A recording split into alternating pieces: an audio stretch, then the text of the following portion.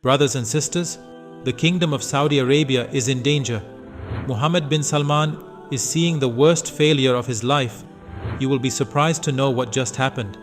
But first of all, tell me, do you remember all the promises that Mohammed bin Salman made when he took control of Saudi Arabia in 2017?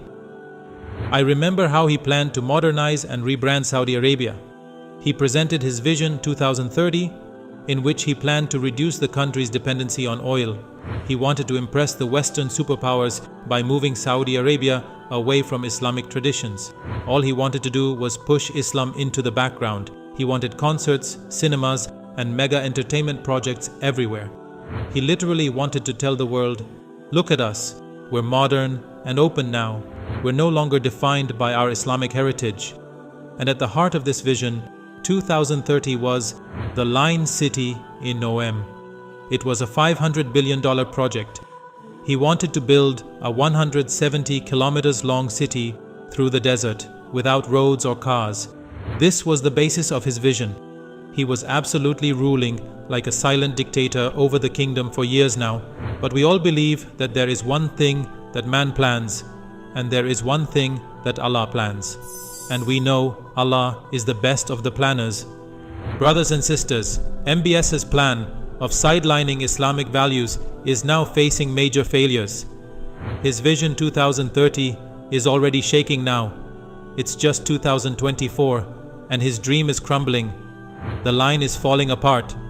The project is facing massive financial obstacles. Some experts are now estimating that its price could reach $1 trillion. No one is investing in the project. And with the drop in oil revenues, the government cannot afford it. Now they are downsizing it to only 2.4 kilometers. The project, which MBS planned to complete in 2030, is now expected to be completed in 2050.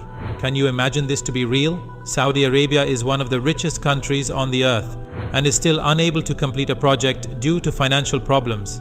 MBS has every opportunity and resource available, but still, he is failing. I believe when someone plans to act secular just to impress the worldly powers, Allah might send them a warning. MBS wanted to show the Western world that we are a modern nation and don't rely on Islamic culture. His arrogance has taken him to a dead end. Brothers and sisters, history has many lessons for us, especially when it comes to arrogance and overambition. Remember the story of Nimrud? He was one of the most powerful kings and believed that his wealth and power have made him invincible. But Allah simply sent a tiny mosquito that entered his ear and destroyed him. Or think of Pharaoh, who ruled Egypt with an iron fist. He thought his wealth and strength could protect him forever.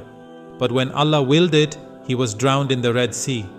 Allah reminds us in Surah Al-Imran, say, O Allah, owner of sovereignty, you give sovereignty to whom you will, and you take sovereignty away from whom you will. You honor whom you will, and you humble whom you will. In your hand is all good. Indeed, you are over all things competent.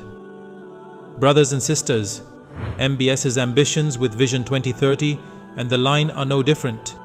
He believes his wealth and power can bring success, but without the guidance of Allah, no amount of money or influence can bring success.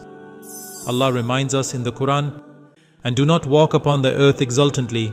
Indeed, you will never tear the earth apart, and you will never reach the mountains in height.